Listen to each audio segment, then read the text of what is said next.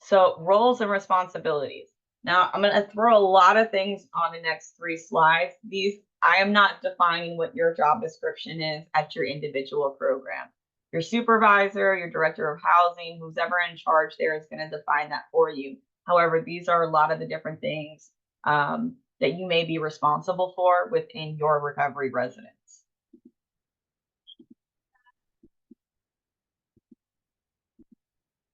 And again, this was not supposed to come in one at a time. All right, so you may be in charge for administering UAs and BAs, supervising residents' daily activities, upholding residents to the house rules and consequences, and dealing with any breaches of that contract. You may be in charge of discharge after authorization from a director or owner. You may be responsible for conducting weekly inspections of your house to make sure there's no safety or health issues, running house meetings, managing disruptive behaviors, supervising curfews and restrictions, intakes and orientation, determining and implementing consequences for rule infractions. We're just going to throw these all up here because a lot of these are very similar.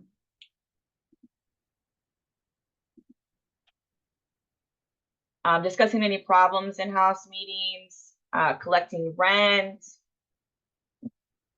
Oh, sorry, my child is sick.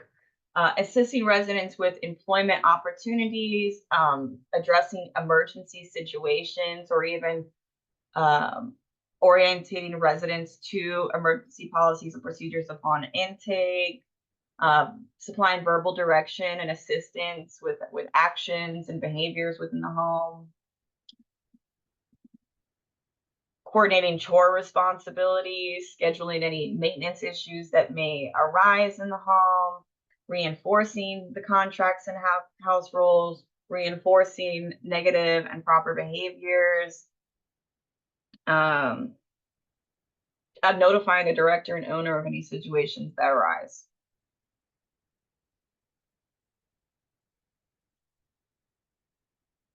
It all comes down to supporting residents in their recovery journey. So house managers or peer leaders play a crucial role in providing support, guidance, and encouragement to residents as they navigate their journey towards recovery.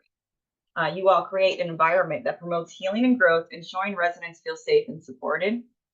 Enforcing house rules and policy fairly, that's a key word there, fairly.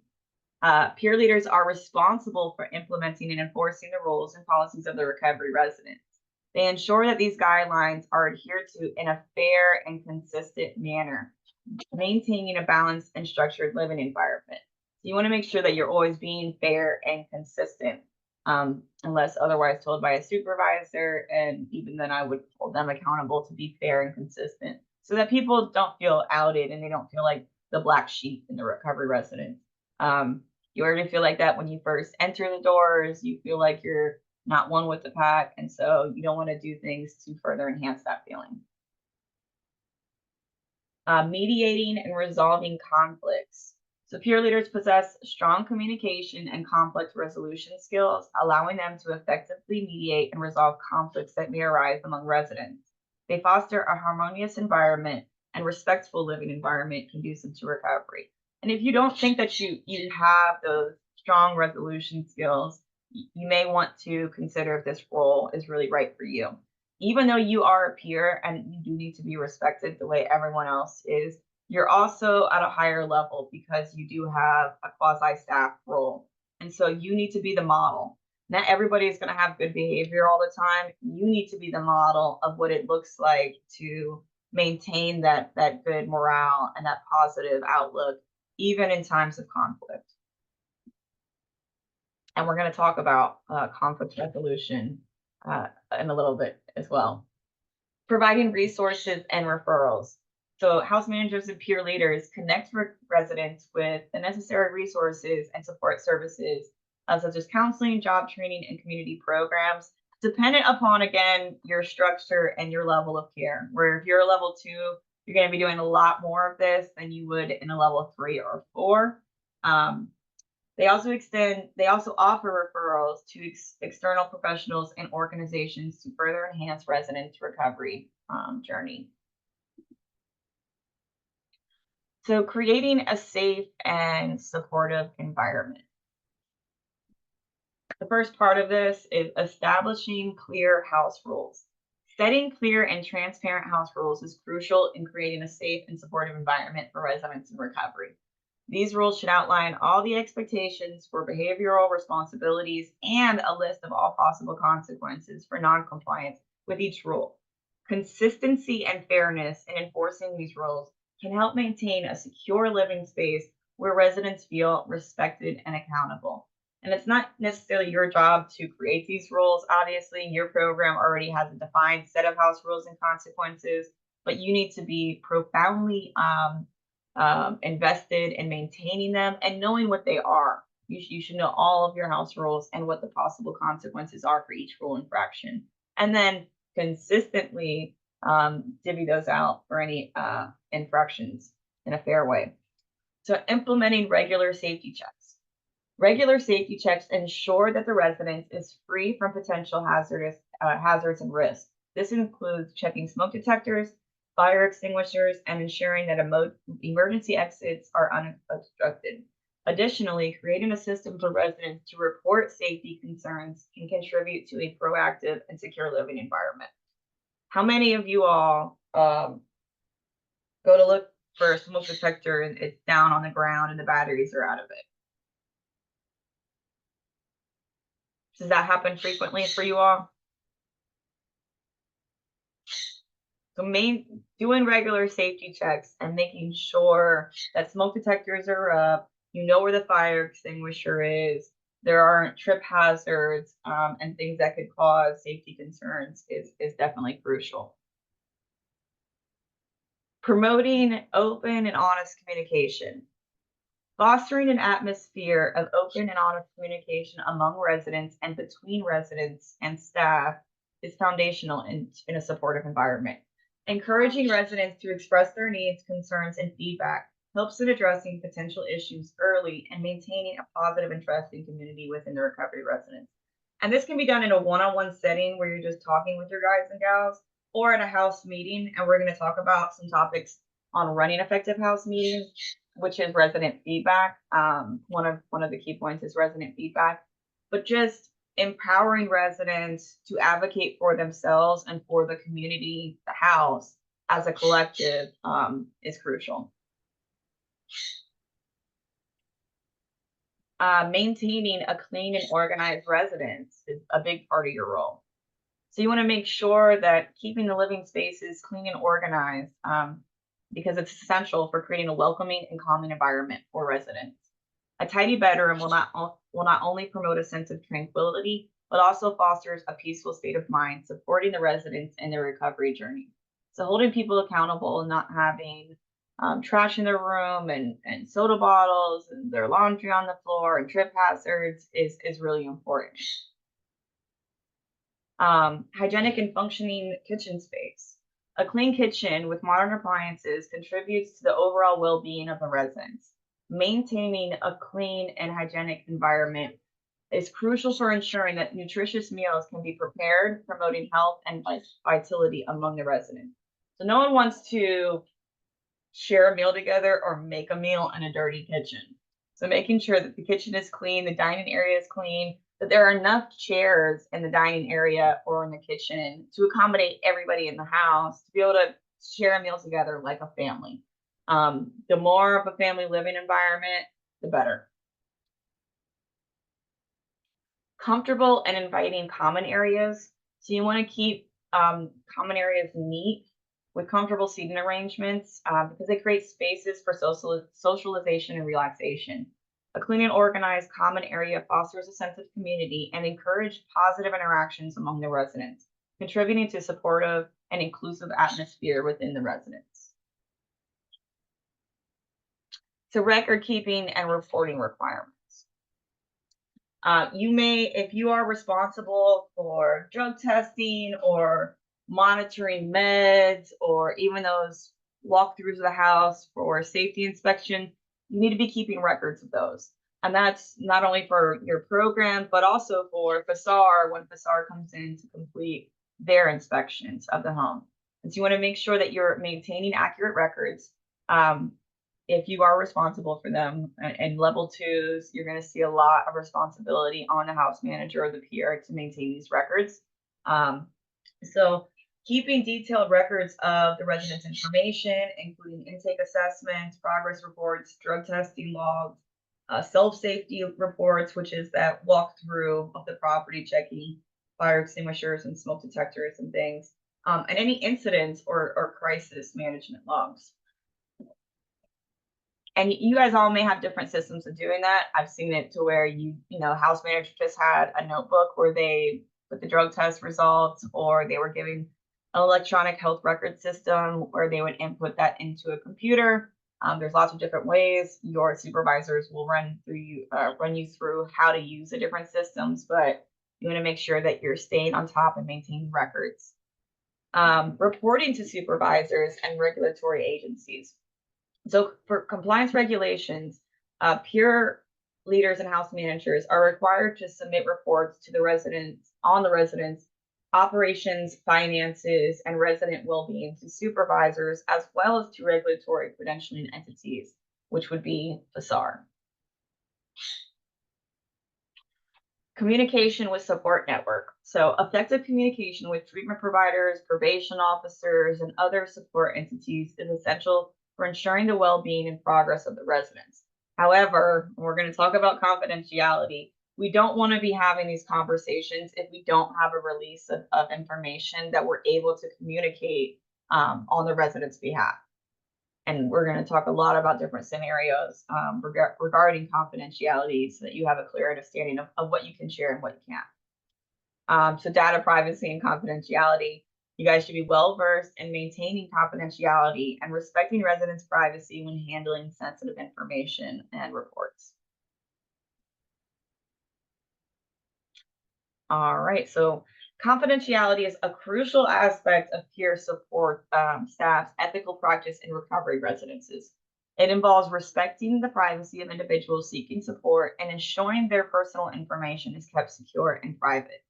Personal support staff must adhere to strict confidentiality guidelines to build trust and create a safe environment for those in recovery. Now, for those of you that operate 3 and 4 level recovery residences, 4s, you definitely are going to fall under HIPAA with a lot of the information that you guys are collecting and sharing. And so obviously really strong confidentiality laws that if breached could result in major fines. I'm going to get the light off from the computer. In respect to all other levels, 3s depends on the services you're providing. You may fall under HIPAA, but regardless, 1, 2s, and 3s all fall under CFR 42 Part 2 confidentiality laws, which is federal confidentiality, and it's very similar to HIPAA. And so we want to make sure that we're being confidential when we're talking about residents and securing their information. Protecting privacy. So protection of privacy of residents is fundamental responsibility of peer support staff. This includes safeguarding personal information, maintaining secure record-keeping practices, and ensuring that confidential discussions are held in private and discreet settings. Upholding privacy rights promotes a sense of safety and respect within the recovery residents community, and also the law in most cases. And just ethically, adhering to ethical guidelines regarding confidentiality and privacy is essential for peer support staff. It requires a deep understanding of legal requirements and ethical standards to ensure the rights and privacy of individuals in recovery are honored at all times, while also protecting the integrity of the recovery residents.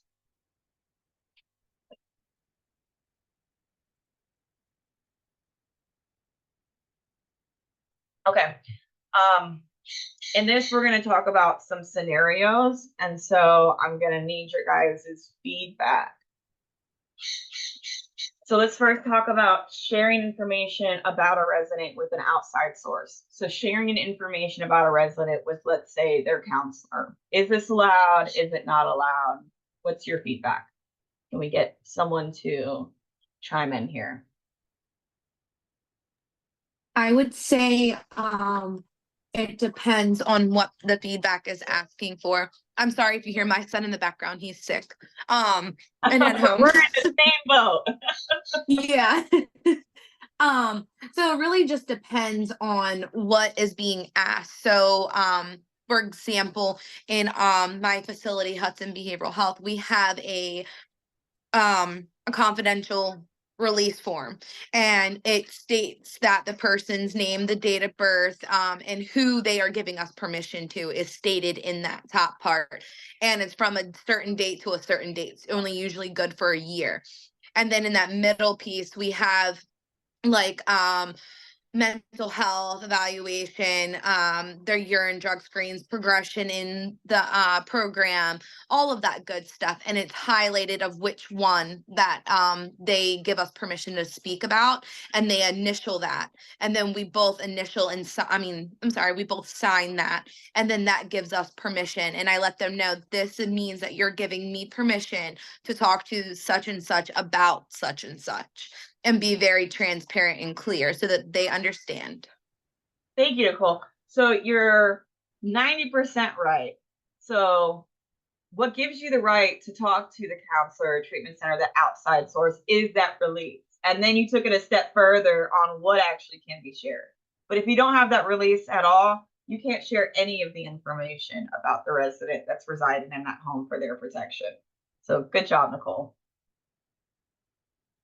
All right, what about sharing information about a resident with roommates? Who wants to take this? Absolutely not. There's no release form for that. Right. There's no release for it. So there's one there. This gets kind of challenging, right? Because it's your role as a peer, but it's also your role as a house manager or peer leader. And so you can definitely go up to Johnny and say, hey, Bobby is struggling. Why don't you go to a meeting with him? But going to Bobby and saying, Jimmy hasn't been taking his medications, get on him about that. That would be a no-go, right? That's health information that is protected.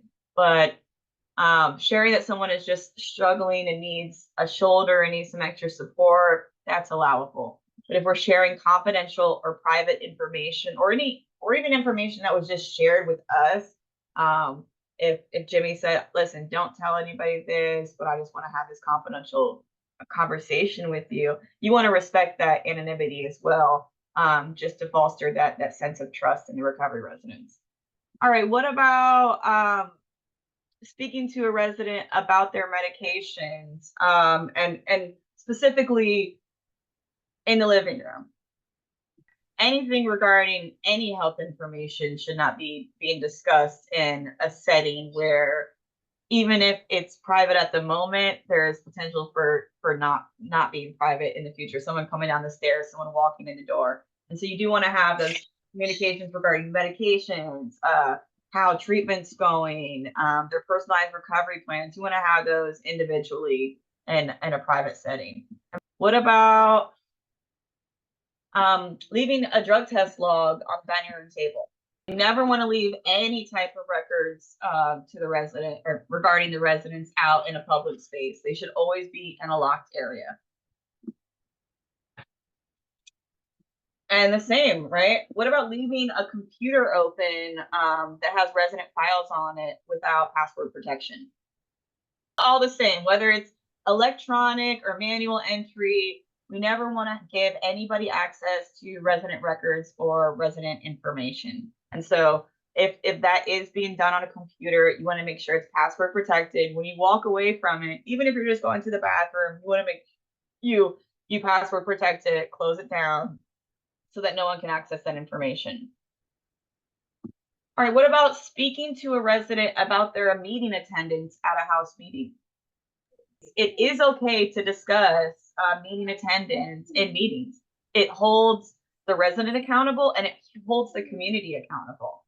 So meeting attendance is something you want to create that culture of community and recovery supportive environment.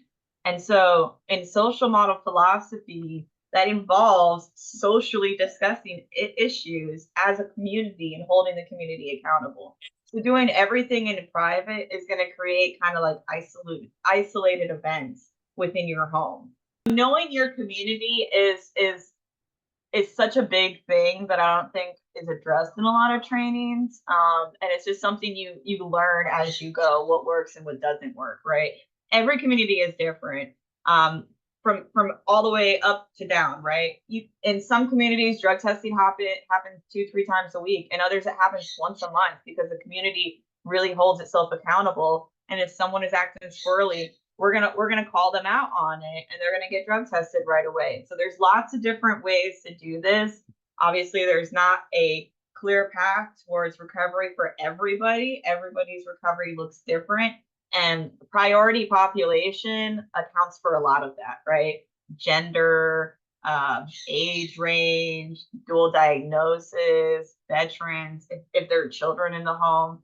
There are lots of different things. And so there isn't a really right answer to this scenario, which is why I threw it up there to kind of challenge everyone and see what everyone's doing. But it is okay. All right, what about calling an emergency contact after a resident relapses? So under HIPAA and under CFR 42 Part 2 and all those different consents, what you should see is what cases you can release information without the resident's consent. The first one is going to be in emergency situations. And when an addict or alcoholic relapses and puts drugs into their system or alcohol into their system, would we consider that an emergency event? Discharging someone onto the street that is putting substances into their system, and substances are going to be an issue for this person. The other, which really don't apply for you all, is suspected child or elderly abuse. We can always release information without consent. For program evaluation, that's what gives PSAR the right to come in and look at resident records, is because they're there to evaluate the program for continuous compliance. And so they don't need a consent of a release of information to come in and look at resident files as well. And so when we're doing an intake and orientation and we're capturing the emergency contact, we want to let the resident know that in the event of an unsuccessful discharge, we are going to be notifying the emergency contact. And why is that? And Nicole touched on it a little bit. Not only is it an emergency event, but if the resident is saying, F you, I don't need my medications where I'm going, you guys are going to be the bad guys no matter what in that scenario, because you guys are discharging them. The resident often does not feel a sense of responsibility and accountability for their actions, what led them to being discharged. They made a wrong decision, they slipped up. You guys, I'm sure, are offering them help and resources to a more appropriate level of care, and so you can get them back. But if they're in that state of mind where they're like, I don't want your help, I'm not going to treatment, I'm not going back to detox, I'm out of here, that is an emergency situation, and you can 100% call the emergency contact. So letting the resident know that upon intake and orientation is very important, because they may not want it to be their mother or father. That's fine. You know, it could be your friend, it could be your roommate, it could be your girlfriend. We need to have someone here other than us and other than yourself that we can notify in the event of an emergency. And then the last scenario is calling a resident's sponsor after relapse. Unless their emergency contact happens to be their sponsor, we're not going to be calling the resident sponsor in the event of a relapse. That's going to be up to the resident themselves. All right, let's talk about house meetings. So some things that we should be covering in house meetings are obviously address any issues within the homes regarding maintenance, cleanliness, any needs of any clients, or wants. We're not going to emphasize wants too much because that list could get pretty long, but definitely ask for feedback. Just checking in on the general well-being of the community. Definitely want to cover strengths and weaknesses and just cultivating that strong bond and lifting the program up. And that's not to like pick out, hey, Becky, you're like super messy and you need to really focus on cleaning your room. But just saying, hey, I've noticed that some of the rooms aren't being upheld to our standard. And we really want to make sure that we're staying on top of that before we have to individually address those issues and divvy out consequences. But definitely strengths is such an important thing to talk about in house meetings, because it makes people feel really empowered, and celebrating strengths in a community setting is really great for most people. Positives about the community and individuals without the community. So doing like lift ups is a really great way, a really great thing to incorporate in your house meetings, and just celebrating what people are doing right. Allowing the community to address any concerns with the community or individuals in the community, and having it discussed in a forum that's safe and trusting, and not in a conflict type of scenario, but from a brother, from a sister, addressing those conflicts in a house meeting. Giving the community a voice by allowing residents to participate and be heard, and that they have a sense of belonging in the home, in the community, in how it's ran. Giving feedback on the community's voice. And so active listening, we're going to talk about that in a little bit when we get to dispute resolution, but being an active listener. So listening to what someone says and then repeating parts of it back, so they understand that they have been heard. They have been heard. You might not, get the big screen TV that they're asking for, but like recognizing that you would like a bigger TV to game on, I get it, and that's a goal that maybe you can work on when you get to your personal residence, right? Individual check-ins. And so this may be something you do in a house meeting. It may be something that you do in solidarity. A lot of times it does happen in a house meeting setting for our level 2s. And that's because of staffing roles, right? We don't have the time to individually sit with everyone else, because as a house manager, I also have a full-time job, and I'm also working my program of recovery, and I probably have some commitments. So instead of doing 30-minute, 1-hour check-ins with all 12 of my guys, I'm going to do a check-in with everyone at once, and maybe do individual one-on-ones, just seeing where my guys are at on like a monthly or bi-weekly basis. And then it's great. You may not do this just based on your community and your elected recovery paths, but having a recovery meeting before or after the house meeting allows the community to establish rapport and establish unity. And that may be something that's done at a weekly house meeting, or it may not happen at that meeting, maybe happen at another meeting within the week or within the month.